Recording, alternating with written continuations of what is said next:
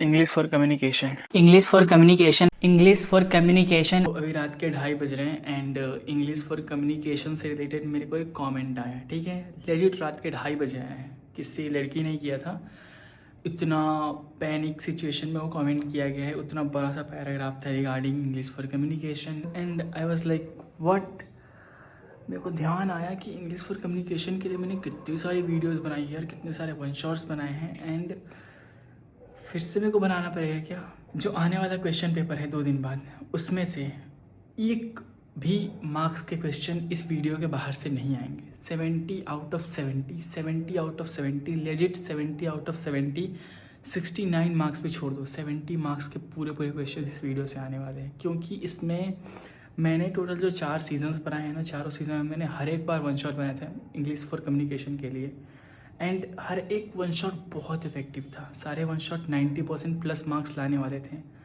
तो इस बार तो सबको कंबाइन कर दूंगा तो क्रेजी हो जाएगा, ठीक है। तो वीडियो स्किप मत करना एंड इंग्लिश फॉर कम्युनिकेशन की चारों लेक्चर्स को देख जाना। तुम्हें क्या करना है, तुम्हें बस कॉपी लेना है, पेन लेना और बैठ जाना है, ठीक है। तुमको इस वीडियो के अलावा तुमको कुछ नहीं करना है, कहीं कोई प्रिपरेशन नहीं करनी है, बस एक वीडियो पूरा देखना है। एक सीज़न का वीडियो खत्म होगा, ऑटोमेटिकली दूसरी वीडियो स्टार्ट हो जाएगी इंग्लिश फॉर कम्युनिकेशन की। तो वो तुम्हारा रिवीजन हो जाएगा क्योंकि दोनों वीडियोस में सेम कंटेंट है, ठीक है।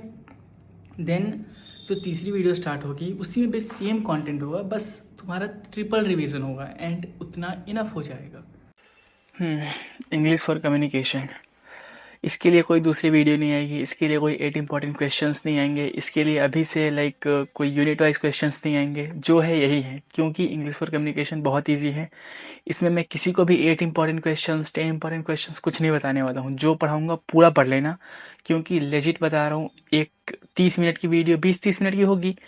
30 मिनट की वीडियो तुम्हारा पूरा इंग्लिश फॉर कम्युनिकेशन निकाल सकती है। तुमने अगर जीरो पढ़ाई की है ना, लिटरली जीरो, पूरा जीरो, उस लेवल से तुम इसको कंप्लीट 70 मार्क्स 65 मार्क्स कवर कर सकते हो ओनली फ्रॉम दिस वीडियो, ठीक है।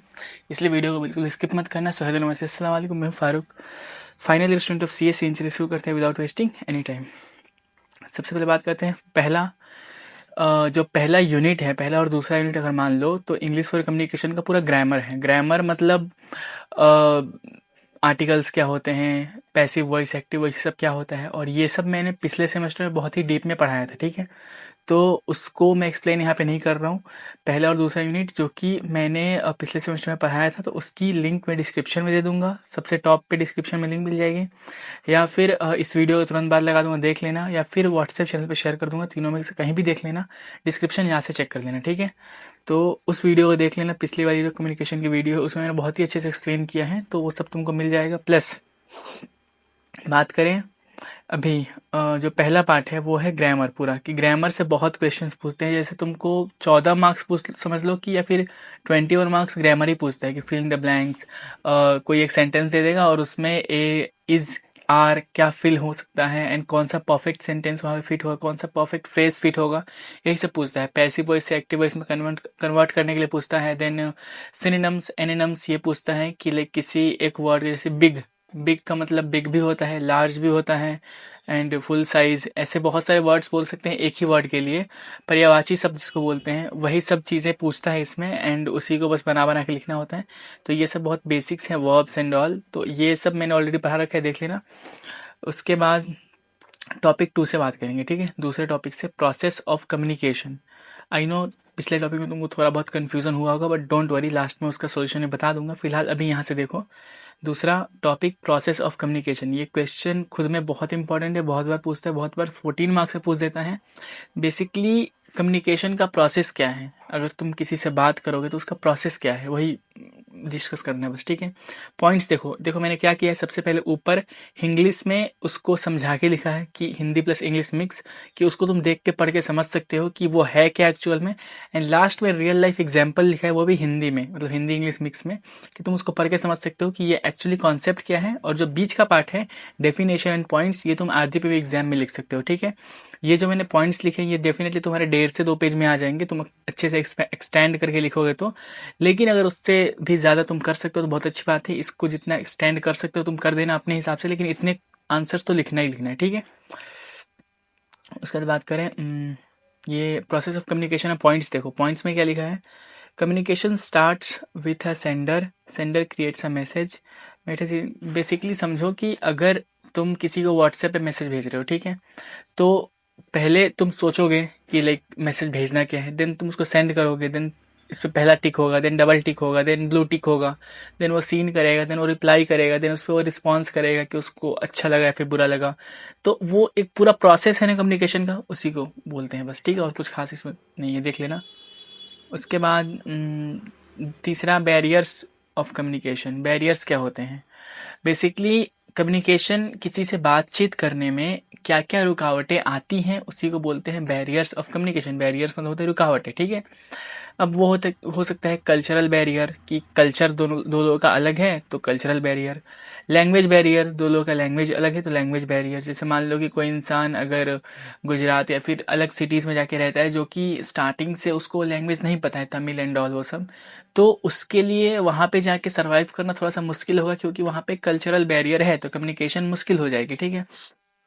कोई इंसान अगर फॉरेन से आता है तो उसको हिंदी समझ में नहीं आती, उसको इंग्लिश आती है, तो ओनली हिंदी अगर लोग बात करेंगे तो उसके लिए वो एक बहुत बड़ा प्रॉब्लम हो जाएगा, वो लैंग्वेज बैरियर हो जाएगा। कोई इंसान बहुत बचपन से लाइक अगर हिंदू फैमिली में पढ़ा बड़ा है, बहुत ही अच्छे तरीके से वो ग्रो अप हुआ, लेकिन उसने कभी मुस्लिम वेडिंग्स को अटेंड नहीं किया, तो वो अगर किसी मुस्लिम वेडिंग में पहली बार जाएगा तो उसके लिए थोड़ा सा नहीं, बहुत सारी चीज़ें लेकिन वो डिफरेंट लगेंगी, ये क्या हो रहा है, ये क्या हो रहा है, ये क्या हो रहा है। तो वो है कल्चरल बैरियर, कि उसको उनके कल्चर के बारे में नहीं पता है, तो उसको बोलते हैं कल्चरल बैरियर। ऐसे बहुत सारे बैरियर्स होते हैं। पॉइंट देखो यहाँ पे, तो सबसे पहला पॉइंट देखो, physical barrier. Physical barrier means तुम किसी से बातें कर रहे हो एंड बहुत ज़्यादा साउंड बॉक्स बज रहा है बगल में ही, किसी की शादी हो रही है, कोई फंक्शन चल रहा है, बहुत साउंड आ रहा है, तुम उसकी बातें सुन ही नहीं पा रहे हो, तो इसको बोलते हैं फिजिकल बैरियर, कि वहाँ पे एग्जैक्टली पॉइंट पे बैरियर आ रहा है, ठीक है। उसके बाद लैंग्वेज बैरियर, जो मैंने अभी समझा दिया, लैंग्वेज डिफरेंट होती है।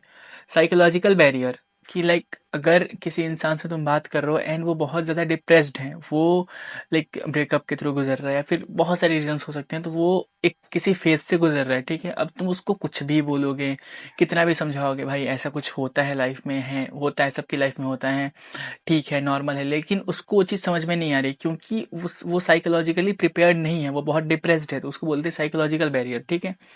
उसके बाद कल्चरल बैरियर, कि जो कल्चर डिफरेंट होता है लोगों का। उसके बाद है सिमेंटिक बैरियर, कि लाइक तुमने किसी को कोई बात बताई एंड वो उसको मिसअंडरस्टूड करके कुछ और समझ गया, उसने कुछ और ही उसका पल्ले पड़ गया, तो उसको बोलते हैं सिमेंटिक बैरियर, ठीक है। उसके बाद टेक्निकल बैरियर, कि तुम किसी से वीडियो कॉल पे हो एंड नेटवर्क एरर आ रहा है या फिर वाईफाई सही से नहीं चल रहा है, तो उसको बोलते हैं टेक्निकल बैरियर, ठीक है। ऐसे बहुत सारे बैरियर से देख लेना। उसके बाद fourth one is resume, CV and job application. Resume, CV, job application, सबका कॉन्सेप्ट सेम होता है। बेसिकली एक शीट ऑफ पेपर, एक पेज, जिसके अंदर तुम्हारी सारी इन्फॉर्मेशन होगी, कि तुम्हारा नाम क्या है, तुम्हारे पापा का नाम क्या है। पापा का नाम तो फिर भी हटा दो, मतलब वहाँ पे नहीं रहता है, हटाना नहीं है, ठीक है, हमेशा रखना साथ में। लाइक उसमें तुम्हारी सारी इन्फॉर्मेशन रहेगी, कि तुम कहाँ से बिलोंग करते हो, तुम्हारा नेम क्या है, देन तुम्हारे पास कौन कौन सी स्किल्स हैं, तुम पहले कहाँ पे जॉब करते थे, तुम क्या क्या कर सकते हो, बहुत सारी चीज़ें जो भी कंपनी को रिक्वायरमेंट्स रहती हो, तो उसमें से पिक कर लेंगे, ठीक है। तो उसको बोलते हैं रिज्यूमे, जॉब एप्लीकेशन या फिर सीवी। उसके बाद उसके सारे पॉइंट्स पढ़ लेना यहाँ पे। उसके बाद बात करें रिपोर्ट राइटिंग। रिपोर्ट राइटिंग क्या होता है, इसका एग्जांपल तो मैंने बहुत ही लाइक जल्दी दिया था, मेरे को रिकॉल हो रहा है। अच्छा हाँ, लाइक 4-5 दिन पहले टेक्निकल कम्युनिकेशन का लाइक पेपर था तुम लोगों के सीनियर्स का, तो उनका तो पूरा कॉन्सेप्ट ही सेम यही है। उनका पूरा सिलेबस मैं बोल दूँ ना, 95% सिलेबस एक सब्जेक्ट आएगा टेक्निकल कम्युनिकेशन तुम लोगों के थर्ड सेम में, उसका पूरा पूरा लाइक कॉपी ये सब्जेक्ट है, फिर इसका कॉपी बोल दो वो सब्जेक्ट है, क्योंकि सारे टॉपिक्स लिटरली इस वीडियो में 30 टॉपिक्स बताऊंगा, 30 में से 25 टॉपिक्स टेक्निकल कम्युनिकेशन में आते हैं, थोड़े बहुत एक्सटेंडेड फॉर्म में होते हैं, इसमें थोड़ा सा कम फॉर्म में होता है, बाकी कॉन्सेप्ट वही रहता है, ठीक है। रिपोर्ट राइटिंग ये होता है कि जैसे मान लो कि कहीं किसी फैक्ट्री में आग लग गई, तो उसके बारे में, सॉरी बहुत साउंड आ रहा है, मैं क्या करूं। तो जैसे मान लो कि किसी फैक्ट्री में आग लग गई, कहीं कोई प्रॉब्लम हो गई, तो तुमको उसके बारे में रिपोर्ट बताना है, ठीक है। इग्नोर। तो तुमको उस फैक्ट्री के बारे में लाइक उसमें आग लगी, कुछ भी हुआ, तुमको उसके बारे में रिपोर्ट रेडी करना है, ठीक है। तुम अगर अपने बॉस को बताओगे, तुम कैसे बताओगे? तुम डेफिनेटली एक रिपोर्ट रेडी करोगे जिसमें तुम पूरी इन्फॉर्मेशंस रखोगे कि फैक्ट्री किसकी थी, कब आग लगी, कितने लोग घायल हुए कि नहीं हुए, आग कितनी बड़ी थी, कितनी छोटी थी, लोगों का ओपिनियन क्या था उसके बारे में, एंड किसी स्पेसिफिक रीज़न की वजह से लगी है क्या। तुम पूरी एक रिपोर्ट को रेडी करोगे, वो भी बहुत स्ट्रक्चर्ड फॉर्मेट में। ऐसा नहीं कि तुम कुछ भी कहीं से भी स्टार्ट कर दोगे। तो इसी को बोलते हैं रिपोर्ट राइटिंग, किसी भी इवेंट को पूरा कवर करना एंड प्रॉपर इन्फॉर्मेशन फैक्ट्स के साथ देना, ठीक है। उसके बाद बात करें प्रिसाइज राइटिंग। प्रिसाइज राइटिंग क्या होता है कि समरी बोल लो, समरी सारांश, कि किसी भी एक बड़े से स्टोरी को कन्वर्ट करके छोटी सी स्टोरी में बताना एंड सारी इन्फॉर्मेशंस देना। जैसे प्रिसाइज राइटिंग का डेफिनेशन बहुत बड़ा होता होगा, या फिर बोल लो कि इंग्लिश फॉर कम्युनिकेशन का सिलेबस बहुत बड़ा होगा, लेकिन मैंने तुमको सब कन्वर्ट करके 20 मिनट की वीडियो में बता दिया, तो उसको बोलते हैं प्रिसाइज राइटिंग, कि सब चीज़ों को कम वर्ड्स में बता देना प्रिसाइज राइटिंग कहलाता है, ठीक है। उसके बाद business letter writing. Business letter writing basically business में जो यूज़ होता है, बिजनेस कल्चर में जो यूज़ होता है। अगर तुम किसी अपने फ्रेंड को लेटर लिखोगे तो बहुत ही नॉर्मल लेटर लिखोगे, बहुत ही कैजुअल वे में, कि कहाँ है भाई, बहुत याद आ रही है एंड ऑल समथिंग कुछ भी। लेकिन अगर तुम बिजनेस लेटर लिखोगे तो तुम डेफिनेटली एक फॉर्मेट मेंटेन करोगे, तुम एक प्रोफेशनलिज्म मेंटेन करोगे उसमें, क्योंकि वो एक बिजनेस लेटर है। तो उसको बोलते हैं, उसका फॉर्मेट क्या है देख लेना। कंपनी या ऑफिस में फॉर्मल लिखना बिजनेस लेटर होता है। डेफिनेशन देख लो, a business letter is a formal written communication used for professional और ऑफिशियल पर्पस, ठीक है। इसके पॉइंट्स देख लेना सारे। उसके बाद 7 C's ऑफ कम्युनिकेशन, बहुत बहुत बहुत ज़्यादा इंपॉर्टेंट, ठीक है, क्योंकि ये क्वेश्चन एग्जैक्टली बहुत बार रिपीट हो गया है। इसके 7 C's याद से याद कर लेना, बहुत ज़्यादा रिपीट होता है, ठीक है। देखो क्या है कि जो 7 C's ऑफ कम्युनिकेशन है उसका मेन मोटिव ये है कि कम्युनिकेशन बहुत ज़्यादा क्लियर होना चाहिए और सामने वाले को प्रॉपर समझ में आए, उसी को बोलते हैं 7 C's of communication. In 7 C's को फॉलो करोगे तो किसी से भी तुम बातें करोगे तो तुम्हारा कम्युनिकेशन बहुत क्लियर होगा, सामने वाले को समझ में आएगा, ठीक है। जिसमें बहुत सारे पॉइंट्स है, देख लेना। जैसे clarity, conciseness, then completeness, correctness. Basically तुम किसी भी बात को बोलो तो कंप्लीट बोलो, आधा अधूरा मत बोलो। देन क्लैरिटी रखो बातों में, करेक्ट बातें बोलो, फैक्ट बोलो। तो सारे पॉइंट्स को पढ़ लेना, ठीक है, बहुत ही ईजी है। उसके बाद 7th verbal and non verbal communication, बहुत बहुत बहुत ज़्यादा इंपॉर्टेंट। इसको एक बहुत ही सिंपल सी एग्जांपल समझा दे रहा हूँ। वर्बल कम्युनिकेशन मीन्स, अभी मैं बातें कर रहा हूँ ना, वर्ड्स के थ्रू जो भी हम लोग बोल के समझाते हैं वर्ड्स के थ्रू, उसको बोलते हैं वर्बल कम्युनिकेशन। और जो भी चीज़ हम लोग इशारों से समझाते हैं बिना किसी वर्ड का यूज़ किए, बस इशारों से ऐसे मतलब इशारा करके, उसको बोलते हैं non verbal communication. Hand gestures हो गया, बॉडी लैंग्वेज हो गया। लाइक अगर किसी की बातें हमको बुरी लगे, ठीक है, तो हम क्या कर रहे हैं, हम उससे बातें ही नहीं कर रहे हैं, फिर हम उसको देख के इग्नोर कर दे रहे हैं, हम अच्छी बॉडी लैंग्वेज नहीं दे रहे हैं उसको, अच्छे जेस्चर्स नहीं दे रहे हैं, तो इसको बोलते हैं नॉन वर्बल कम्युनिकेशन। बातें तो उससे फिर भी हो रही हैं हमारी, क्योंकि अगर कोई इंसान सामने से गुजरा, अबे यार बहुत साउंड आ रहा है, मैं क्या करूँ। लिव इट, डायरेक्टली पॉइंट्स पे आते हैं, ठीक है। वर्बल कम्युनिकेशन का मतलब होता है जब हम लोग किसी को भी कोई बात बोल के समझाते हैं या फिर लिख के समझाते हैं।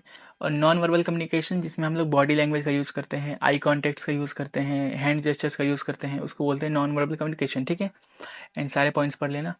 उसके बाद ईमेल राइटिंग। ईमेल राइटिंग क्या होता है, बेसिकली इंटरनेट पे अपनी बातें, अभी तो मैसेज आ गया, ठीक है, अभी हम लोग normally WhatsApp and Instagram use करते हैं फॉर डीएम समवन, बट अभी से 10 साल पहले ओनली ईमेल राइटिंग ही चलता था हर तरफ, हर एक चीज़ ईमेल के थ्रू ही बात की जाती थी। एंड इसका एक सबसे बड़ा एग्जांपल दूं, एप्स्टीन फाइल्स। लाइक उसमें जितनी कन्वर्सेशन लीक्स हुई हैं सबकी, सारी ईमेल पे लीक हुई है। क्यों? क्योंकि उस टाइम पे ना व्हाट्सएप था, ना इंस्टाग्राम था, कुछ नहीं था, ओनली ईमेल के थ्रू ही बातें होती थी।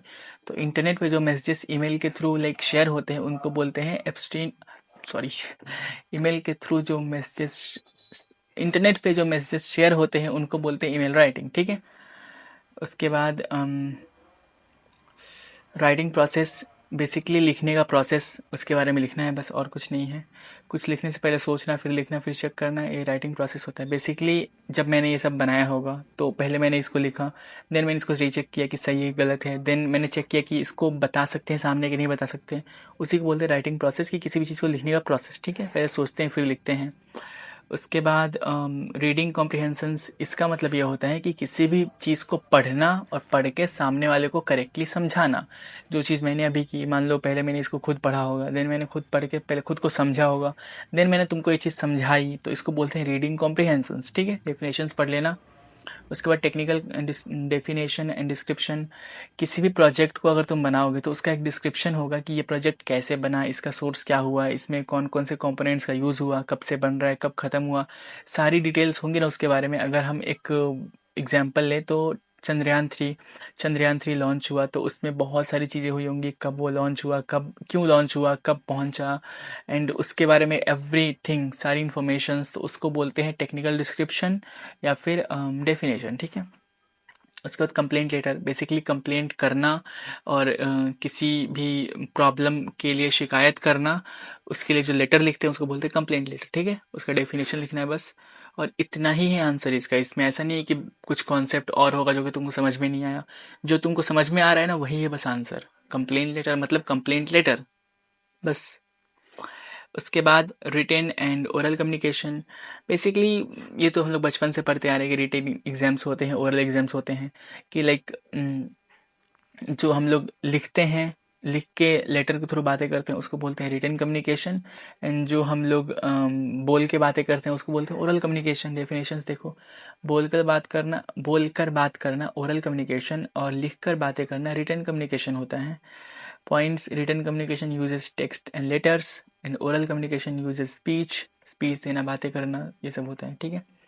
उसके बाद 16 की बात करें, बिजनेस कॉरेस्पॉन्डेंस बेसिक्स। ठीक है, जिसमें पहला डेफिनेशन देखो, ऑफिस या कंपनी में जो फॉर्मल लेटर और मैसेजेस होते हैं उन्हें बिजनेस कॉरेस्पॉन्डेंस बोलते हैं। जैसे मान लो कि अगर तुम अपने दोस्तों के बीच में बैठे हो, ठीक है, तो तुम डेफिनेटली अपना जो मूवमेंट है, तुम्हारी जो बातें करने का तरीका है, जिन तुम्हारे बैठने का तरीका, देन तुम्हारे लाइक जो तुम वैकेबलरी यूज़ करते हो अपने रियल लाइफ में, तो अपने दोस्तों को ऐसे ही बुला लोगे, या फिर जो तुम ग्रामर यूज़ करोगे रियल लाइफ में, तुम डेफिनेटली वो चीज़ ऑफिस कल्चर में नहीं करोगे। ऑफिस कल्चर में तुम एक प्रोफेशनलिज्म मेंटेन करोगे, तुम अपनी बातों में, तुम्हारे बैठने के सलीके में, एवरीथिंग, तुम्हारे हर एक जेस्चर में एक प्रोफेशनलिज्म रहेगा, तुम्हारे ग्रामर में, तुम्हारी वैकेबलरी में, सब चीज़ चेंज रहेगा। तो उसको बोलते हैं बिजनेस कॉरेस्पॉन्डेंस, जो बिजनेस कल्चर में यूज़ होता है। ठीक है, इसके डेफिनेशंस देख लेना। उसके बाद 17 पैराग्राफ राइटिंग, जिसमें एक टॉपिक पे छोटा सा पैसेज लिखना पैराग्राफ राइटिंग होता है। बेसिकली किसी भी टॉपिक के ऊपर एक छोटा सा पैसेज टाइप से, जिसको पॉइंट्स में नहीं लिखेंगे। पैराग्राफ डेफिनेटली पॉइंट्स में नहीं होता, पॉइंट्स अलग होते हैं। पैराग्राफ का मतलब कि उसको एक 4 लाइन 5 लाइन में कंप्लीट समझा देना किसी भी चीज़ को, उसको बोलते हैं पैराग्राफ। जो बहुत बड़ा ना हो, बहुत छोटा ना हो, एक मीडियम साइज का हो, 4 5 6 लाइन में सारी चीज़ें समझ में आ जाए, उसको बोलेंगे पैराग्राफ। ठीक है। उसके बाद ऐसे राइटिंग, निबंध लिखना। बचपन से हम लोग सीख रहे हैं गाय पे निबंध लिखो, इस पे निबंध लिखो, उस पे निबंध लिखो। तो ऐसे राइटिंग वही होता है कि किसी भी टॉपिक के ऊपर डिटेल्ड में सब कुछ लिखना उसके बारे में, उसको बोलते हैं ऐसे राइटिंग। ठीक है। Tender and quotation. Quotation basically like जैसे हमने यूट्यूब को कोटेशन दिया था तो यूट्यूब ने हमको पेमेंट किया। लाइक किसी भी कंपनी, जो भी कंपनीज होती हैं, तो वो किसी भी सामने दूसरी कंपनी को, या फिर मान लो कि अगर हम एक डिजिटल मार्केटिंग एजेंसी चला रहे हैं, ठीक है, मैं अपना एग्जांपल दे रहा हूँ, अगर मैं एक डिजिटल मार्केटिंग एजेंसी चला रहा हूँ और मेरे पास कोई क्लाइंट आया, वो बोल रहा है कि उनको ये काम करवाना है, उनको ये शूट करवाना है, ये शूट करवाना है, इस शादी में शूट करवाना है, या फिर इनको ये रील बनवानी है। ठीक है, तो अगर उनको जितनी चीज़ें हैं एंड वो मेरे को है कि मैं कर सकता हूँ वो चीज़, तो डेफिनेटली वो मेरे से पूछेंगे कितना पैसा होगा इसका।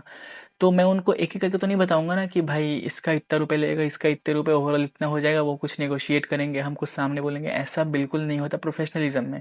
तो मैं क्या करूंगा, मैं एक कोटेशन शेयर कर दूंगा कि ये मेरा कोटेशन है, जिसमें मैं रील्स का इतना चार्ज करता हूँ, एक्स्ट्रा बैटरीज का इतना चार्ज करता हूँ, इतने घंटे के लिए इतना चार्ज करता हूँ, कितने लोग होंगे, तो सारी चीज़ें मैं बता दूंगा उसमें। ठीक है, कि कितना कितना क्या क्या पैसा लगता है, क्या क्या चार्जेस हैं। तो उसमें एक कोटेशन बनाऊंगा जिसमें वो सबको शेयर कर सकता हूँ, उसको बोलते हैं कोटेशन, जिसमें मेरी सारी सर्विसेज की रेट लिस्ट होंगी। ठीक है, उसको टेंडर एंड कोटेशन दोनों बोलते हैं।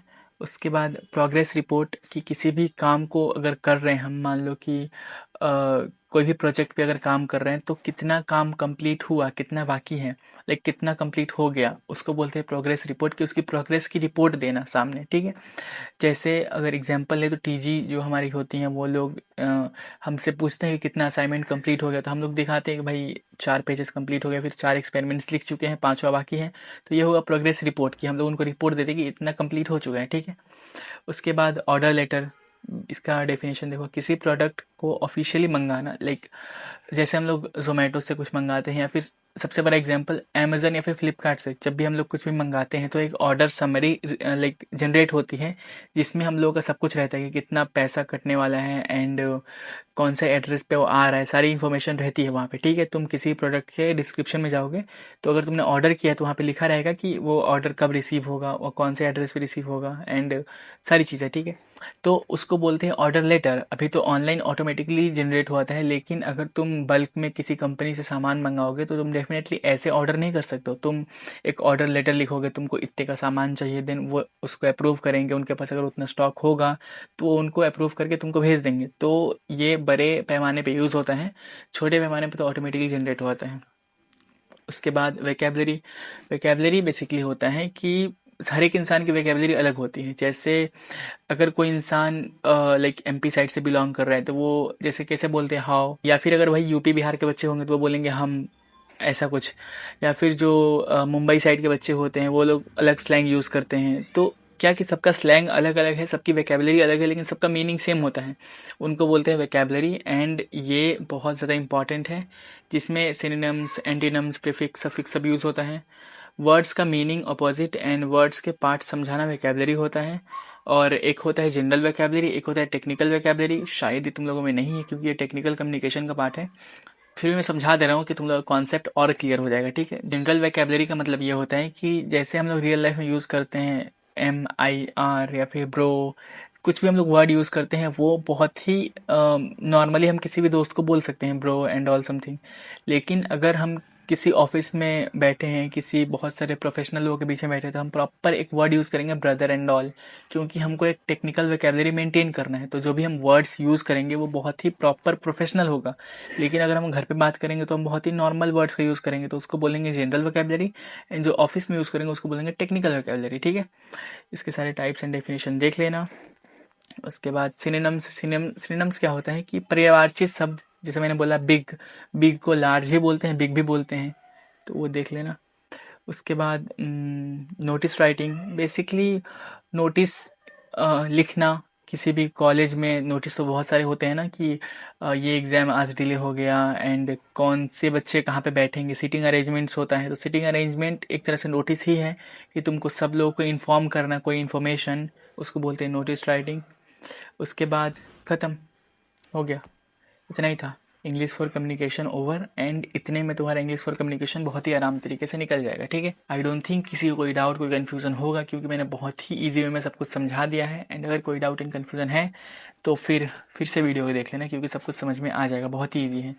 एंड फिर भी अगर कोई डाउट एंड कन्फ्यूज़न है तो फिर से एक बार वीडियो को देख लेना, और फिर भी सॉल्व ना हो तब मुझे इंस्टा पे DM कर देना, I will help you. And मिलते हैं किसी अच्छी इन्फॉर्मेटिव वीडियो में। व्हाट्सएप चैनल को अगर ज्वाइन नहीं किया तो याद से ज्वाइन कर लेना। बाय। इंग्लिश फॉर कम्युनिकेशन बहुत ही इजी सब्जेक्ट, बहुत ही इजीली निकल जाएगा। समझ लो ना कि तुम ये वीडियो देख रहे हो और एक तुमको वीडियो बताऊंगा, 2 वीडियो देख लोगे, इंग्लिश फॉर कम्युनिकेशन 100% निकल जाएगा, ठीक है। Don't worry. मैंने एक वीडियो बनाई हुई थी पहले जिसमें मैंने प्रॉपर प्रीवियस ईयर क्वेश्चंस को एनालाइज किया था, एंड सारे प्रीवियस ईयर क्वेश्चंस के मैंने डायरेक्ट आंसर्स वहीं बता दिए थे। मतलब ऐसे क्वेश्चन देख रहा हूँ आंसर बता रहा हूँ, वैसे मैंने किया हुआ था। तो वो वीडियो चैनल पे अवेलेबल है, लाइक मैंने 2 हफ्ते पहले अपलोड किया उसको, तो उनका लिंक मैं डिस्क्रिप्शन में दे दूँगा, व्हाट्सएप पे शेयर कर दूंगा, और इस वीडियो के तुरंत बाद लगा दूंगा, ठीक है। तो वो 2 वीडियो देख लेना, इनफ है। मतलब एक वो वीडियो एंड एक ये वीडियो, बस इंग्लिश फॉर कम्युनिकेशन आराम से निकल जाएगा। इसमें अपन बात करेंगे 8 most important topics for English for communication, 100% confirm. अगर तुम ओनली इस वीडियो को भी देखते हो ना तब भी मैं तुमको 100% कन्फर्म गारंटी दे सकता हूँ कि 50+ मार्क्स आराम से आ जाएंगे only from this video. As we know, English के किसी भी ईयर के क्वेश्चन अगर उठाओगे तो पहला दूसरा क्वेश्चन पूरा ग्रामर होता है, only grammar, like you know छोटे छोटे बेसिक ग्रामर होते हैं जो कि स्टूडेंट्स में फंस जाते हैं। उनको इंग्लिश में डेफिनेशंस याद कर लेंगे और नॉन वर्बल वर्बल इन सब का डेफिनेशन याद कर लेंगे, बहुत सारा समझ लेंगे, लेकिन ग्रामर में फंस जाते हैं। ठीक है, ग्रामर बहुत पूछता है, बहुत ही ईजी होता है। उसमें थोड़ा बहुत मैं समझा दे रहा हूँ कौन से टॉपिक्स रिपीट होते हैं। जैसे ग्रामर में आपको पूछेगा एक्टिव से पैसिव में कन्वर्ट करना, बहुत पूछता है। दूसरा आपको पूछेगा डायरेक्ट से इनडायरेक्ट स्पीच में कन्वर्ट करना। आई नो बहुत सारे लोगों को ये सब बहुत ही पहले से आता होगा, लेकिन जो मेरे बहुत सारे सब्सक्राइबर्स हैं जो कि हिंदी मीडियम से हैं, उनके लिए स्पेशली मैं ये पूरा बता दे रहा हूँ यहीं पे, क्योंकि तुमको यहाँ के अलावा कहीं देखने की ज़रूरत ही नहीं पड़ेगी। ठीक है, एक्टिव वॉइस से पैसिव वॉइस में चेंज कैसे करते हैं उसका देखो एग्जाम्पल दिया हुआ है। एक्टिव वॉइस का एग्जाम्पल है Ravi writes a letter. Ravi ने एक लेटर लिखा, रवि राइट्स अ लेटर, लेकिन रवि जो मेन सब्जेक्ट है वो पहले आया, लेकिन अगर उसको पैसिव में कन्वर्ट करेंगे तो रवि ने क्या लिखा, लेटर लिखा, तो लेटर को पहले यूज़ करेंगे। पैसिव वॉइस ऐसे होगा, a letter is written by Ravi. समझ रहे हो? जैसे अगर मैं बोलूँ, जैसे मेरे को अगर एक्टिव वॉइस बोलना है तो मैं बोलूँगा Farooq creates a video, Farooq video बनाता है। बट अगर इसको पैसिव वॉइस में कन्वर्ट करेंगे तो फारूक ने क्या क्रिएट किया, वीडियो, तो वीडियो को पहले रखेंगे, तो this video is created by Farooq. समझ रहे हो? दैट मीन्स एक्टिव वॉइस में पर्सन पहले रहता है एंड पैसिव वॉइस में पर्सन बाद में रहता है। ठीक है, बहुत ही ईजी है, इसको समझ सकते हो एग्जाम्पल देख के। एंड सारी चीज़ों के मैंने एग्जाम्पल ऐसे दिए हुए हैं, तो आगे से जितने टॉपिक्स मैं बताऊंगा ना, सबके एग्जाम्पल्स देख के खुद से स्क्रीनशॉट लेना, समझना, सब आ जाएगा। ठीक है, उसके बाद चेंज स्पीच, जैसे इनडायरेक्ट से डायरेक्ट में कैसे कन्वर्ट करना है, फिर डायरेक्ट से इनडायरेक्ट में कैसे कन्वर्ट करना है। Example, she said I am coming, ये डायरेक्ट स्पीच है कि उसने कहा मैं आ रही हूँ, लेकिन उसी का इनडायरेक्ट स्पीच क्या होगा, she said that she was coming, कि उसने बोला वो आ रही है। तो ये सुनने में बहुत सिमिलर है, लेकिन इनडायरेक्ट और डायरेक्ट ऐसे ही काम करता है। सुनने में बस सिमिलर होता है, बाकी इसके मीनिंग्स डिफरेंट होते हैं। ठीक है, इनको स्क्रीनशॉट ले लेना। उसके बाद तीसरी बात करें, फिल वर्ब करेक्टली, ये बहुत पूछता है। ठीक है, इंग्लिश फॉर कम्युनिकेशन में बहुत पूछता है। जैसे यहाँ पे एग्जाम्पल दिए हुए देखो, ईच बॉय डैश प्लेइंग, ऐसे लिख देगा ईच बॉय एंड यहाँ पे स्पेस छोड़ देगा, डैश प्लेइंग। या फिर द डॉग्स डैश बार्किंग, मतलब इसके बीच में इज होगा, आर होगा, एम होगा, वो खुद से लिखना है। तो ये सब बहुत ही बेसिक चीज़ें हैं। ये सब हम लोग जब 6-7 में पढ़ते थे तब वो बुक्स में फिलिंग द ब्लैंक्स आता था, वो सब चीज़ें हैं। इंग्लिश फॉर कम्युनिकेशन में यही सब पूछता है, स्टार्टिंग के 2 क्वेश्चंस। तो उसमें क्या, फिलिंग द ब्लैंक्स में एग्जैक्टली वर्ब लिखना होता है कि कौन सा वहाँ पे शूट करेगा। जैसे यहाँ पे ईच बॉय इज प्लेइंग, ये शूट कर रहे हैं, तो ऐसे खुद से मेंटेन करना है। उसके बाद फोर्थ है add right punctuation. Punctuation add कैसे करना है मैं बता रहा हूँ। जैसे fix full stop comma capital letter, full stop comma and capital letter जहाँ पे मिसिंग है, जहाँ पे नहीं मतलब गलत लिखा हुआ है, उसको सही से करना है, उसी को बोलते हैं पंक्चुएशन। कुछ नहीं है, बस यही है। एग्जाम्पल देखो, रॉन्ग मतलब जो गलत एग्जाम्पल है वो है, ऐसा लिखा रहेगा एग्जाम में, ही इज़ प्लेइंग क्रिकेट। ठीक है, पढ़ने में तो बहुत सही लग रहा है, लेकिन यहाँ पे गलत क्या है, राइट वर्जन इसका ये है कि देखो जो स्टार्टिंग में ही है ना, ही स्टार्टिंग हमेशा कोई भी इंग्लिश में कोई भी पैराग्राफ स्टार्ट करने से पहले पहला जो लेटर होता है वो कैपिटल लेटर होता है। सबको पता है ना कि पहला लेटर हमेशा कैपिटल रहता है। तो ही इज़ प्लेइंग लेटर, तो पहला लेटर कैपिटल लिख देंगे तो ही, एंड लास्ट में ही इज़ प्लेइंग क्रिकेट, तो लास्ट में फुल स्टॉप रहेगा ना एक, या फिर अगर इज ही प्लेइंग क्रिकेट अगर होता तो लास्ट में क्वेश्चन मार्क होता है या फिर कॉमा होता, कुछ भी होगा। तो लास्ट में एक फुल स्टॉप एंड पहले कैपिटल लेटर आया, तो ये एक परफेक्ट बन गया सेंटेंस। जबकि इसके ऊपर भी सेंटेंस तो सही था, लेकिन वो पंक्चुएशन सही नहीं था उसका, इसी को बोलते हैं। ठीक है, ज़्यादा टाइम नहीं देंगे इन सब में, बहुत ही ईजी टॉपिक्स हैं। उसके बाद क्या है, use correct article. Correct article use करना है। जैसे एग्जाम्पल है, an apple a day keeps a doctor away. जैसे इसका मतलब होता है कि एक एप्पल अगर रोज़ खाते हो तो डॉक्टर तुम्हारे घर पे कभी नहीं आएगा, इसका मतलब यही हुआ। तो एग्जाम्पल में देखो, पहले क्या एन लगा हुआ है, एन एप्पल, एंड उसके बाद ए डे, तो पहले एन लगा है फिर ए क्यों लगा है, दोनों जगह एन क्यों नहीं लगा है, फिर दोनों जगह ए क्यों नहीं लगा। ये सब बेसिक चीज़ें हैं, सबको पता होगा कि जो वॉवेल के पहले होता है ए ई आई ओ यू, जो वर्ड्स इससे स्टार्ट होते हैं उसके पहले एन लगता है, एंड जो वर्ड्स कॉन्सोनेंट होते हैं, वॉवेल्स नहीं होते हैं, उसके पहले ये लगता है। ये बहुत ही बेसिक सा एक्सप्लेनेशन है इसका, तो ये देख सकते हो। उसके बाद करेक्ट एरर, एरर को फिक्स करना है। जैसे पंक्चुएशन वाला जो पार्ट था ना, उसी का दूसरा वर्जन है। एग्जाम्पल दिया हुआ है, आई एम गोज स्कूल, ये कोई सेंटेंस बनता है क्या, आई एम गोज स्कूल, लेकिन राइट सेंटेंस क्या है, I am going to school, ये राइट है। तो इसी तरह एरर को करेक्ट करना है, एंड ये एग्जाम से पूछ देता है।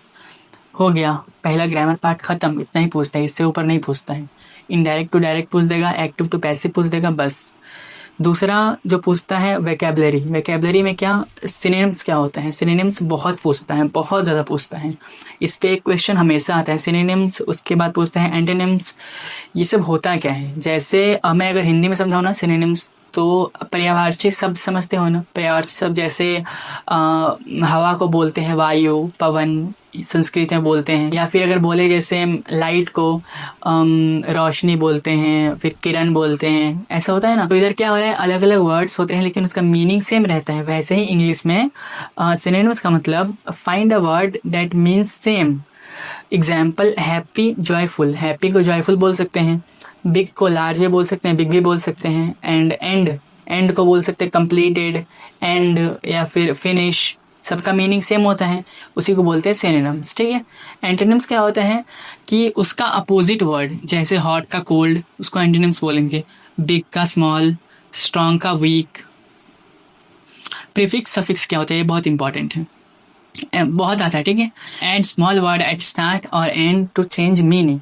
जैसे किसी भी वर्ड के पहले या फिर बाद में, जब पहले अगर लगाओगे ना कुछ भी तो उसको प्रीफिक्स बोलेंगे, एंड किसी भी वर्ड के बाद में कुछ लगा दोगे तो उसको सफिक्स बोलेंगे। अब ऐसा इसका कहने का मतलब ये है कि किसी भी वर्ड के पहले या फिर बाद में कुछ ऐसा वर्ड लगा दो जिससे उसका मीनिंग पूरा चेंज हो जाए, उसको बोलेंगे प्रीफिक्स या सफिक्स। जैसे फॉर एग्जाम्पल यहाँ पे लिखा हुआ है लॉक, लॉक का मतलब क्या होता है ताला, या फिर लॉक कर देना। लेकिन अगर लॉक के बाद यू एन लगा दोगे तो हो जाएगा अनलॉक, तो लॉक का उल्टा होता है अनलॉक, समझ रहे हो। काइंड, काइंड का मतलब होता है दयालु, लेकिन अनकाइंड मतलब वो उसका उल्टा हो गया। लेकिन यू एन का मतलब नॉट तो नहीं होता। अगर मान लो मैं तुमसे डायरेक्टली ऐसे ही लिख दूँ कहीं पे कि यू एन का मतलब क्या होता है, तो तुम बोलोगे यू एन का मतलब क्या, कुछ नहीं होता है। लेकिन यहाँ पे यू एन का मतलब क्या होता है, नॉट। जैसे अगर मैं बोलूँ आई एम हैप्पी, तो अगर मैं बोल रहा हूँ आई एम हैप्पी तो मैं खुश हूँ। लेकिन अगर मैं ये बोलूँ आई एम नॉट हैप्पी तो मैं खुश नहीं हूँ। लेकिन अगर मैं ये भी बोल सकता हूँ ना कि आई एम अनहैप्पी, तो अगर मैं बोल रहा हूँ आई एम अनहैप्पी तो तुम ये समझ रहे हो कि मैं खुश नहीं हूँ, लेकिन मैंने नॉट का यूज़ तो नहीं किया, बट मैंने अनहैप्पी बोल दिया। तो इसी तरह यू एन का मतलब नॉट नहीं होता, लेकिन स्पेशल केसेस में प्रीफिक्स यूज़ करने पे यू एन का मतलब नॉट होता है। तो इसमें क्या हो रहा है कि लॉक के पहले यू एन लग रहा है, काइंड के पहले यू एन लग रहा है, या फिर कुछ भी लग रहा है। या फिर डिसलाइक देख लो, लाइक होता है ना, लाइक का मतलब होता है पसंद करना, एंड डिसलाइक का मतलब नापसंद करना। तो लाइक के पहले डिस लगा देते हैं, डिसलाइक हो जाता है। तो इसका मतलब कि वर्ड के पहले कुछ भी लगाएंगे तो उसको बोलेंगे प्रीफिक्स, वर्ड के पहले कुछ भी लगाएंगे और उसका मीनिंग चेंज कर देंगे उसको बोलेंगे प्रीफिक्स। एंड सफिक्स को ये बोलते हैं जिसमें एंड में कुछ लगाते हैं। जैसे देखो हैप्पी है, हैप्पी का मतलब खुश, हैप्पीनेस बहुत ज़्यादा खुशी। हेल्प, हेल्प का मतलब मदद करना, हेल्पफुल मतलब मददगार। तो हेल्प एक खुद में अलग वर्ड है, हेल्पफुल एक अलग वर्ड है, लेकिन हेल्प को हम लोगों ने बाद में हेल्पफुल में चेंज कर दिया, उसमें हम लोगों को पहले कुछ नहीं लगाया, बाद में लगा दिया, तो उसको बोलते हैं सफिक्स। बहुत ही ईजी है। उसके बाद ये पार्ट ख़त्म, वोकैबुलरी ख़त्म। उसके बाद है कम्युनिकेशन, तीसरा पार्ट, जिसमें 7 C's ऑफ कम्युनिकेशन बहुत इंपॉर्टेंट है, हमेशा हर एक क्वेश्चन पेपर में रिपीट हुआ है। 2024 के जून में, दिसंबर में, 23 के जून में, दिसंबर में, 22 के जून में, दिसंबर में, सब में रिपीट हुआ है, बहुत रिपीट होता है। These are 7 rules for good talking और राइटिंग। ये 7 रूल्स होते हैं गुड टॉकिंग और गुड राइटिंग के लिए। क्लियर इजी वर्ड्स, जैसे अगर मैं तुमसे बात कर रहा हूँ, अगर मैं ऐसे वर्ड्स यूज़ करूँ जो कि तुम लोगों को समझ में ही ना आए तो फिर क्या मतलब है। जैसे मैंने मैथमेटिक्स तो ही पढ़ाया था, या फिर कोई भी टॉपिक मैं समझाता हूँ तो मैं कोशिश करता हूँ कि अपने लैंग्वेज में समझाऊँ जो कि तुम लोगों को समझ में आए। टीचर्स वाली लैंग्वेज में अलग होता है, समझ रहे हो। तो इजी वर्ड्स में किसी को भी समझाओगे तो ये 7 स्टेप्स हैं जो कि फॉलो करोगे, ये 7 स्टेप्स, तो डेफिनेटली तुम्हारा कम्युनिकेशन काफ़ी अच्छा हो जाएगा। ठीक है। दूसरा है कंसाइज एंड शॉर्ट, ज़्यादा बहुत लेंदी चीज़ें मत समझाया करो, कम से कम समझाओ। जैसे इंग्लिश और कम्युनिकेशन में कितने टॉपिक्स हैं, 50 से 60 टॉपिक्स होंगे, बट स्टिल मैं तुमको 8 टॉपिक्स में सारी चीज़ें बताने की कोशिश करता हूँ, तो कम से कम में सारी चीज़ें बता दो, उसको बोलते हैं कंसाइज। उसके बाद कॉन्क्रीट, जैसे रियल एंड एग्जैक्ट। जैसे अगर मान लो कि बात है इंग्लिश फॉर कम्युनिकेशन की, मैं तुम लोगों को बताने लगूँ केमिस्ट्री की बातें या फिर BEE की बातें, तो तुम लोगों को क्या मतलब है उन सबसे। एग्जैक्ट जो सिलेबस में है इंग्लिश फॉर कम्युनिकेशन के वहीं से बताऊंगा ना। तो होता है कि सारी चीज़ें रियल रखो, कुछ फेक मत रखो। उसके बाद करेक्ट मतलब मिस्टेक्स नहीं करनी है। उसके बाद कोहेरेंट मतलब मेक सेंस, जो भी तुम बोलो उस बात का कुछ सेंस निकलना चाहिए, सेंसलेस बातें ना बोलो तो अच्छा कम्युनिकेशन होगा। उसके बाद कंप्लीट, नथिंग मिसिंग, मतलब कुछ भी बोलो अगर तो उसमें आधी अधूरी बातें ना बोला करो, कंप्लीट बताया करो। ठीक है, समझ रहे हो। उसके बाद कॉर्टेस मतलब पोलाइट, मतलब हमेशा पोलाइट रहो, किसी से मिल रहे हो, किसी से बातें कर रहे हो, मतलब बेसिकली हम्बल होकर बातें करना है बस। ये हो गए 7 C's ऑफ कम्युनिकेशन, बहुत इंपॉर्टेंट। उसके बाद प्रोसेस ऑफ कम्युनिकेशन और साइकिल ऑफ कम्युनिकेशन। जैसे प्रोसेस ऑफ कम्युनिकेशन क्या होता है, how a message travels, message कोई भी एक इंसान से दूसरे इंसान के पास जाता है तो वो कैसे ट्रैवल करता है। देखो, sender, message, medium, receiver, feedback. पहले मैं समझा रहा हूँ सेंडर। सेंडर मान लो मैं अगर अपना एग्जांपल दूँ, ठीक है, मेरे को मैसेज भेजना है तुम लोगों को कि तुम लोग ये 8 टॉपिक्स पढ़ लो, ठीक है, मेरे को मैसेज तुम लोगों को भेजना है, तो मैं कैसे भेजूंगा, सेंडर मैं हूँ तो मैं हूँ सेंडर। मैसेज मतलब एक मैसेज है, मैसेज में क्या है, 8 इंपॉर्टेंट टॉपिक्स। मीडियम, मीडियम क्या है, फ़ोन है, ऑब्वियसली यूट्यूब है फिलहाल मीडियम, तो यूट्यूब के थ्रू मैं तुम लोग को बता पा रहा हूँ, तो मीडियम फ़ोन और यूट्यूब है। उसके बाद अगर मैं तुम लोग को लेटर लिख के भेजता तो मीडियम लेटर हो जाता। अगर मैं तुम लोग को चिल्ला के बताता क्लास में तो वो मीडियम क्लासरूम हो जाता। समझ रहे हो, ये यूट्यूब मीडियम है इसका। रिसीवर, रिसीवर आप लोग हो।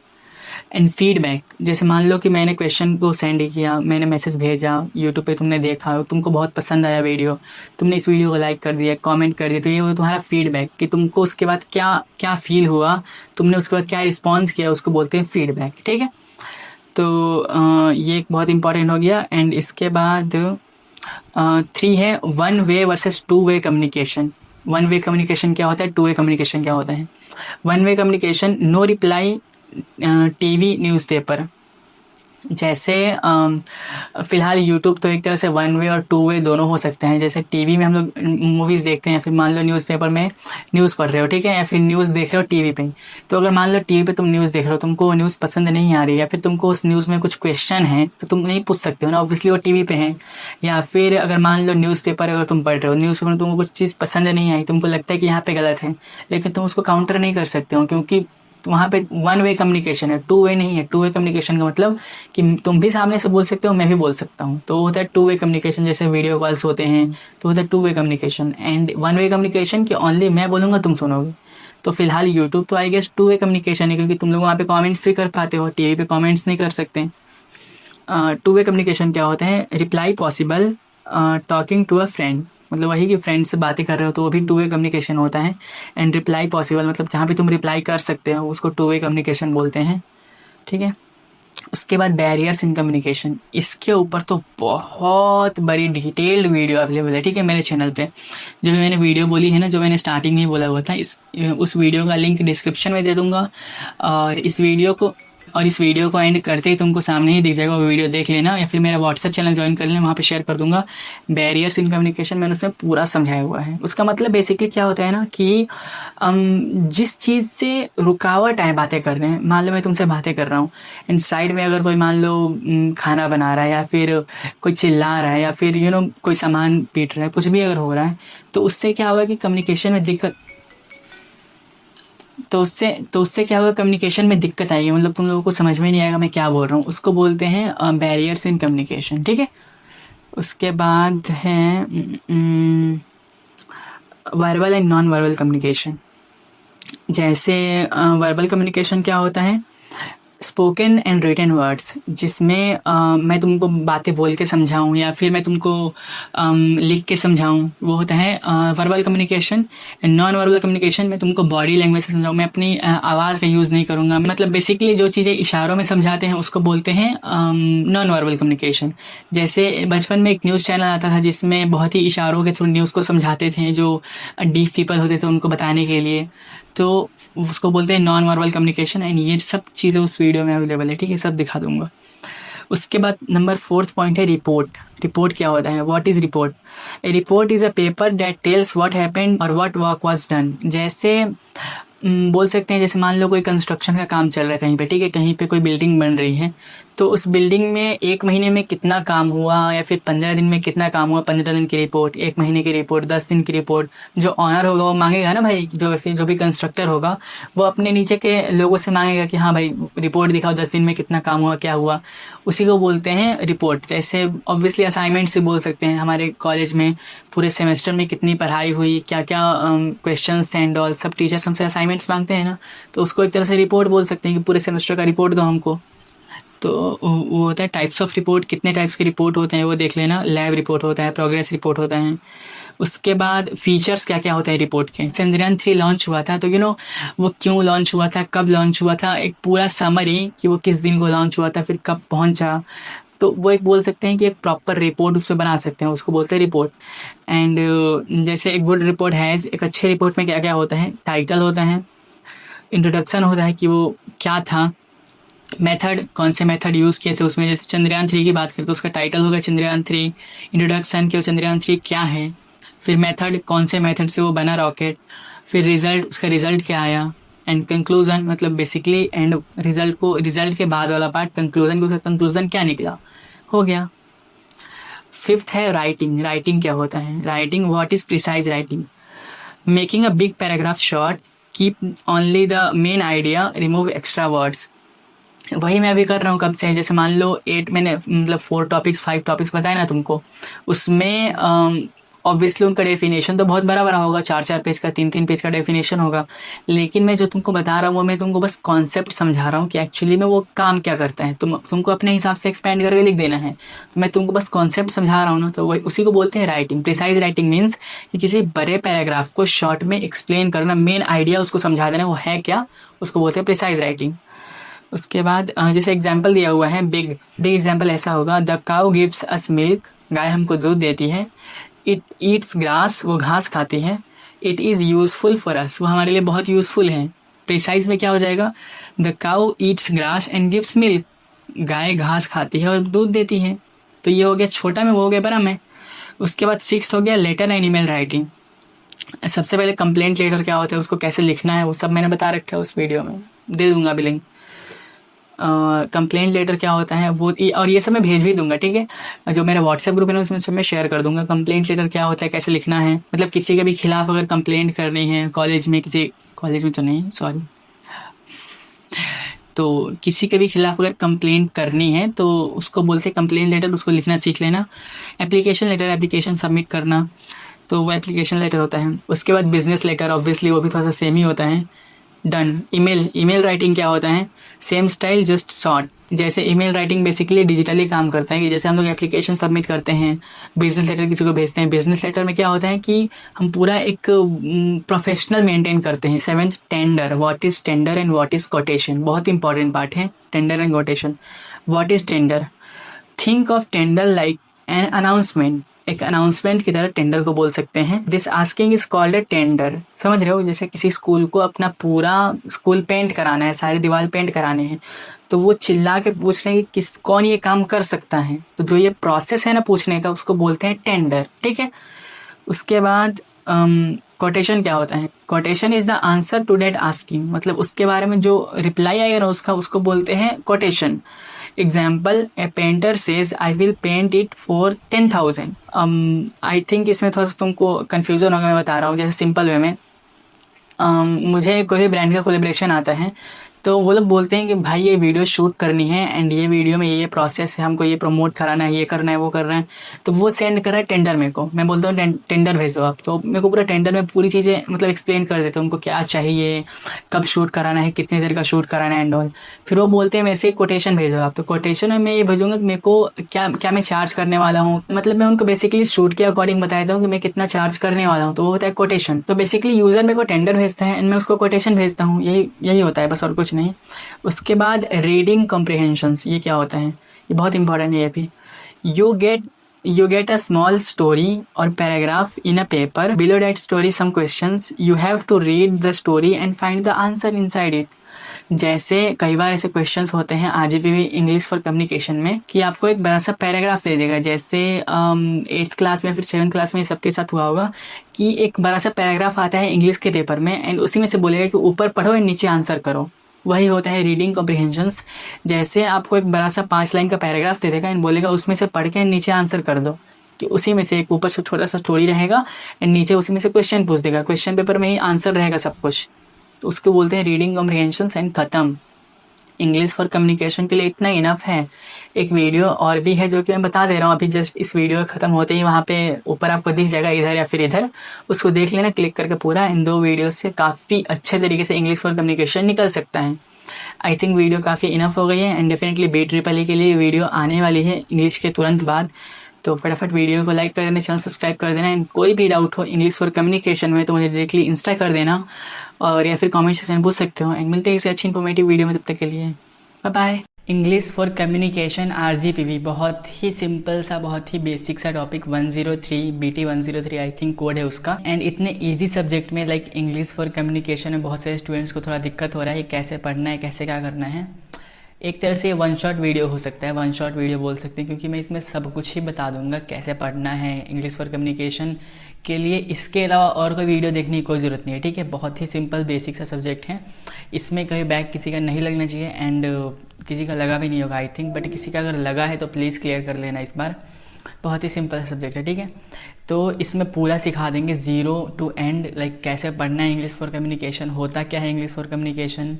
बेसिकली अगर सीधे सीधे लैंग्वेज में बताऊँ ना तो ग्रामर है बस, ठीक है। समझो ग्रामर जो अपन 10th 12th में या फिर 9th में पढ़ते हैं ना इंग्लिश, वही इंग्लिश। होता क्या है इंग्लिश, कम्युनिकेशन कैसे करना है, लाइक लेटर कैसे लिखना है एंड एप्लीकेशन कैसे लिखना है, स्कूल फ्रेंड को लेटर कैसे लिखना है, ये सब चीज़ें समझ रहे हो ना।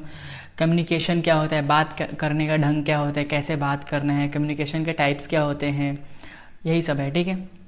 कुछ इंपॉर्टेंट टॉपिक्स लिखवा रहा हूँ। इस वीडियो को देखने के बाद आई डोंट थिंक कहीं भी तुमको भटकने की ज़रूरत है, कुछ भी टेंशन लेने की ज़रूरत है। इस वीडियो को देख के सब तुम चिल हो जाओ, ठीक है।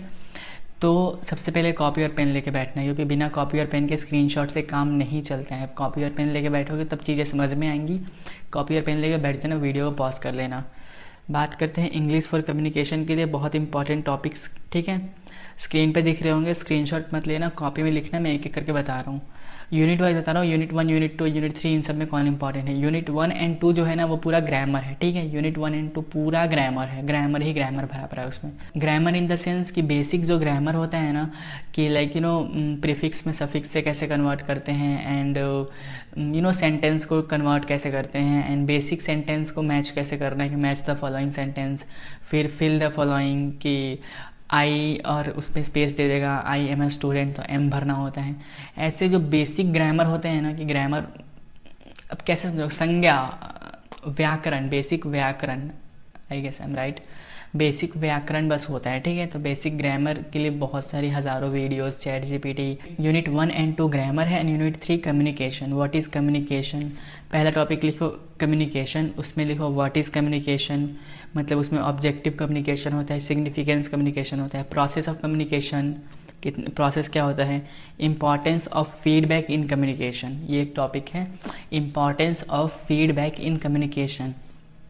इसका मतलब होता है कि अगर मान लो तुम किसी से बात कर रहे हो तो उसका रिस्पांस क्या आया तुमसे बात करके, उसको कैसा फील हुआ तुमसे बात करके, उसकी इम्पॉर्टेंस क्या है वो लिखना है। जैसे मान लो मैंने ये वीडियो बनाया, ठीक है, मैंने बहुत ही मेहनत की होगी, मैंने कैमरा रखा है सामने, इधर लाइट्स है, इधर लाइट्स हैं, इधर लाइट्स है, ऊपर लाइट्स है, मैंने स्क्रिप्ट लिखी होगी, सब कुछ मैंने किया होगा।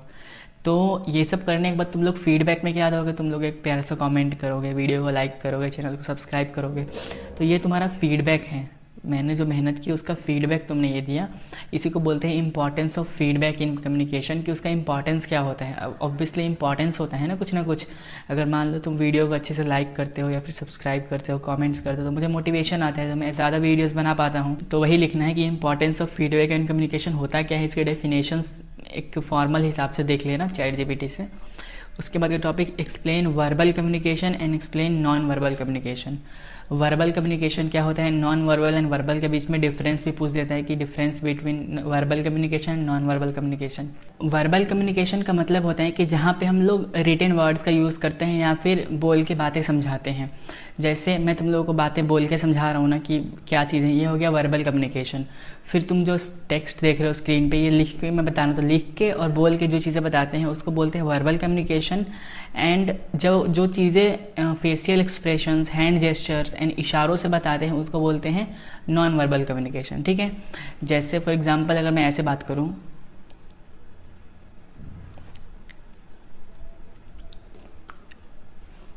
समझ गए ना, ये होता है नॉन वर्बल कम्युनिकेशन, जिसमें इशारों के थ्रू बातों को समझाया जाता है। एंड जिसमें लिख के एंड बोल के समझाते हैं उसको बोलते हैं वर्बल कम्युनिकेशन, ठीक है। इसका डिफरेंस देख लेना, डिफरेंस क्या होता है, एंड इस पर एक्सपेंड करके लिख दोगे, आंसर में अच्छा खासा मार्क्स मिल जाएगा, ठीक है। उसके बाद लेट मी चेक, उसके बाद का topic oral communication. Oral communication क्या होता है, ओरल कम्युनिकेशन जो हम लोग बातें कर रहे हैं ना अभी, मतलब वर्ड्स के थ्रू बातें कर रहे हैं, उसको बोलते हैं ओरल कम्युनिकेशन।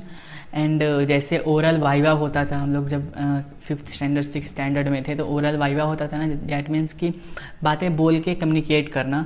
तो इसमें लिखा हुआ है कि advantages and disadvantages of oral communication, की मतलब उसके एडवांटेजेस क्या है, उसके डिसएडवांटेजेस क्या है, ठीक है, उसी को लिखना है।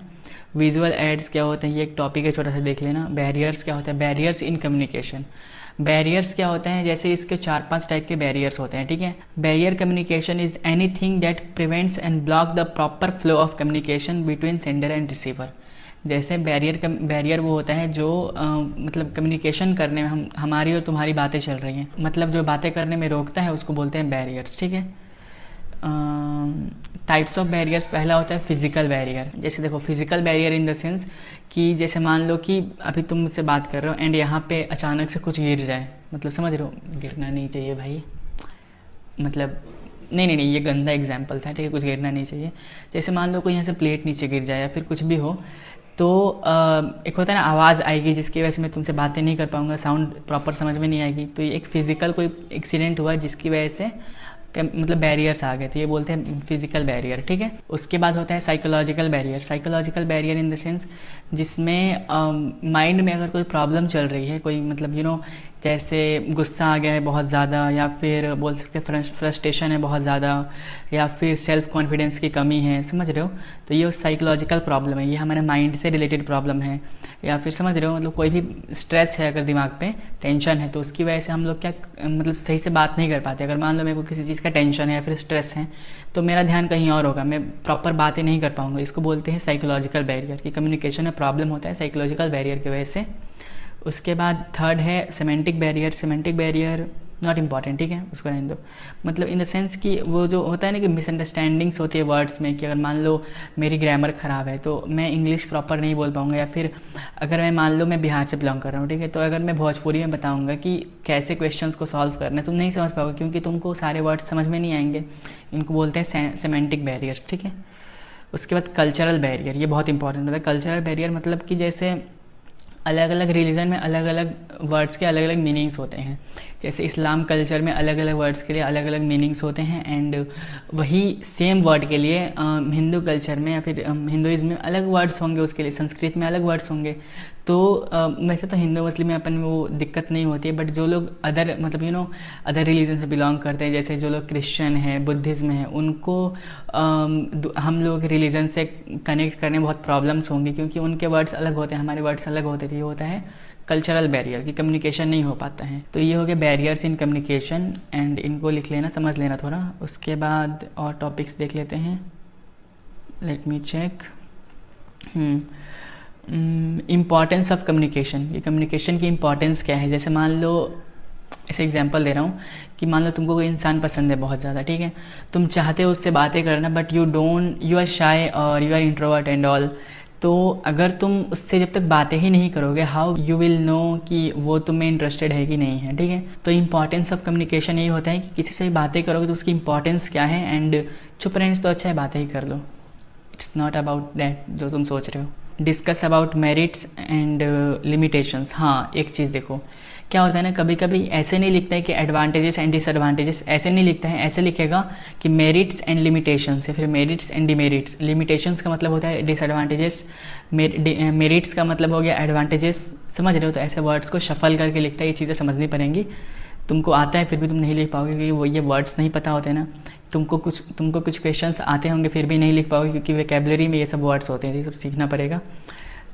उसके बाद यूनिट 4 की बात करें, यूनिट 4 में है writing skills and report writing. Writing skills के ऊपर, राइटिंग स्किल्स क्या होता है एंड रिपोर्ट राइटिंग क्या होता है। कोई भी मतलब मान लो कि तुमने अपने कॉलेज के बारे में कुछ भी लिखा है, ठीक है, तो तुम पूरा एक पेज में लिख सकते हो, मेरा कॉलेज ऐसा है, मेरे कॉलेज में कैंटीन है, मेरे कॉलेज में लैब है, सब कुछ लिख सकते हो। बट अगर तुम किसी ऑर्गेनाइजेशन के लिए लिख रहे हो, मान लो चंद्रयान 3 जैसे लॉन्च हुआ था, तो उसका एक प्रॉपर रिपोर्ट राइटिंग होगा ना कि चंद्रयान 3 क्यों लॉन्च किया था, पर्पस एक अलग होगा। फिर दूसरे पेज में कैसे लॉन्च किया गया, उसका प्रोसेस क्या था, क्या क्या इक्विपमेंट्स यूज़ हुए हैं। तो ये पूरा एक रिपोर्ट बनाना होता है उसका। इसको हम अपने हिसाब से नहीं लिख सकते हैं, इसको एक ऑर्गेनाइजेशन के थ्रू एक प्रॉपर हिसाब से लिखना पड़ता है। इसको बोलते हैं रिपोर्ट राइटिंग, ठीक है। मतलब एक स्ट्रक्चर्ड वे में लिखना होता है, अपने हिसाब से कुछ भी नहीं लिख सकते। तो ये सब चीज़ें इसमें हैं। प्रिसाइज राइटिंग क्या होता है, मतलब प्रिसाइज राइटिंग कैसे लिखते हैं, इसका डेफिनेशन देख लेना बस।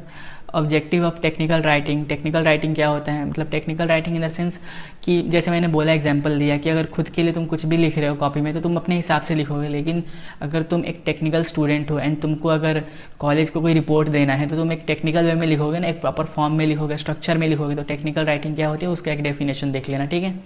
एंड बाकी सारी चीज़ें मैं थोड़ा जल्दी जल्दी बता रहा हूँ क्योंकि वीडियो लंबी हो जाएगी, लंबी होनी ही नहीं चाहिए क्योंकि बहुत ही सिंपल सा टॉपिक है। रिपोर्ट राइटिंग, टेक्निकल रिपोर्ट क्या होता है, impact of social media on technical education, social media का इम्पैक्ट क्या होता है टेक्निकल एजुकेशन पे। बीटेक जो अभी स्टूडेंट्स हैं ना, तो बीटेक स्टूडेंट्स है वो सीएससी कर रहे हैं, कुछ लोग एआई कर रहे होंगे, बहुत सारे लोग बहुत सारे अलग अलग कोर्सेज कर रहे होंगे। तो इसका मतलब इम्पैक्ट क्या पड़ता है, सोशल मीडिया का इम्पैक्ट क्या पड़ता है, क्या अच्छा इम्पैक्ट पड़ता है, बुरा इम्पैक्ट पड़ता है, बता सकते हो, ठीक है। अच्छा इम्पैक्ट पड़ता है क्योंकि मैं बता पा रहा हूँ तुम लोगों को, सोशल मीडिया के थ्रू ही बता पा रहा हूँ ना कोई भी क्वेश्चंस। उसके बाद यूनिट 5 बिजनेस करेस्पॉन्डेंस, इसमें पहला यूनिट है, पहला टॉपिक है what is business letter. Business letter in the sense कि जैसे मान लो तुम किसी अपने फ्रेंड को लेटर लिखोगे तो तुम ऑब्वियसली फ्रैंक वे में लिखोगे, भाई मेरी शादी है आ जाना एंड ऑल, ऑब्वियसली वैसे ही लिखोगे। बट अगर तुम वैसे तो नहीं लिखोगे ना कि लाइक प्रिय मित्र आ जाइएगा, पधारिएगा, ऑब्वियसली अपने फ्रैंक वे में लिखोगे। बट अगर तुम बिजनेस लेटर लिखोगे किसी ऑर्गेनाइजेशन को, किसी कॉलेज को या फिर किसी यूनिवर्सिटी को, किसी कंपनी को, तो तुम एक प्रॉपर फॉर्म में लिखोगे, dear sir, dear ma'am and all,